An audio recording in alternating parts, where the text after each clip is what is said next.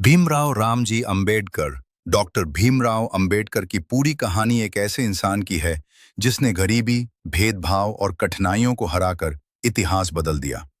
जन्म और बचपन 1891। डॉक्टर अंबेडकर का जन्म 14 अप्रैल 1891 को मऊ में हुआ। उनके पिता रामजी सकपाल सेना में थे, लेकिन परिवार आर्थिक रूप से कमजोर था। बचपन से ही भीमराव को जाति के कारण भेदभाव झेलना पड़ा। स्कूल में उन्हें अलग बैठाया जाता था, कोई उनके पास नहीं आता था, पानी भी खुद नहीं छू सकते थे। इन घटनाओं ने उनके मन में एक सवाल पैदा किया, क्या सभी इंसान बराबर नहीं हैं? शिक्षा की शुरुआत इतनी कठिनाइयों के बावजूद अंबेडकर पढ़ाई में बहुत होशियार थे। उन्होंने हार नहीं मानी और आगे बढ़ते गए। उन्होंने यूनिवर्सिटी ऑफ बॉम्बे से ग्रेजुएशन किया, फिर स्कॉलरशिप पाकर विदेश गए। विदेश में शिक्षा उन्होंने कोलंबिया यूनिवर्सिटी, अमेरिका से मास्टर्स और पीएचडी की। फिर लंदन स्कूल ऑफ इकोनॉमिक्स से भी उच्च शिक्षा ली। वो उस समय के सबसे ज्यादा पढ़े लिखे भारतीयों में से एक बन गए। भारत वापसी और संघर्ष। भारत लौटने के बाद उन्होंने देखा कि दलितों की स्थिति अभी भी बहुत खराब है। उन्होंने फैसला किया कि अब वे अपने लोगों के अधिकारों के लिए लड़ेंगे। उन्होंने छुआछूत के खिलाफ आंदोलन किए, दलितों को पानी और मंदिर में प्रवेश दिलाने के लिए संघर्ष किया, समाज में समानता की मांग की।